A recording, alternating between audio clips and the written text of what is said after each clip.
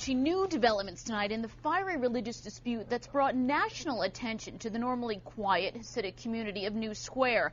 Tonight, the Grand Rabbi is firing back, asking a judge to throw out the lawsuit that alleges he ordered a man to be set on fire for not worshiping at his synagogue.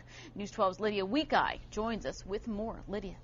Suzanne, the rabbi's lawyer, says there is no factual basis that he had anything to do with the attack on Rottenberg. But Rottenberg and his lawyer have been adamant that the rabbi played an integral part and should be held accountable. His body now forever scarred after a firebomb exploded in his arms. Arian Rottenberg continues to recover from burns that cover now half of him. This is what he said of his ordeal in an exclusive News 12 interview last month. Excruciating. Terrible, terrible. Then they took from my upper thighs donor sites for skin graft.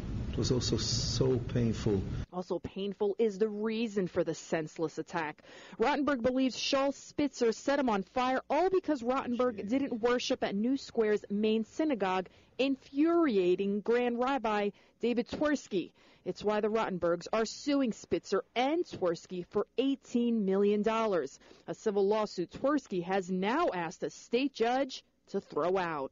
I don't know if he said burn down the house. But it's definitely that he wanted that I shouldn't continue going and that I should move out of there.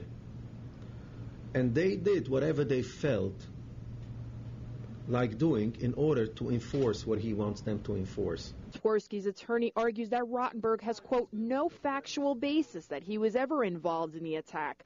Twersky knows Spitzer because the 18-year-old was his butler and lived in his home. Rottenberg's attorney says it's these facts and more that prove Twersky played a part in what happened. Can't have an authoritarian community where everyone takes that man's word as the Bible, which they do. That's the nature, the defining nature of their community.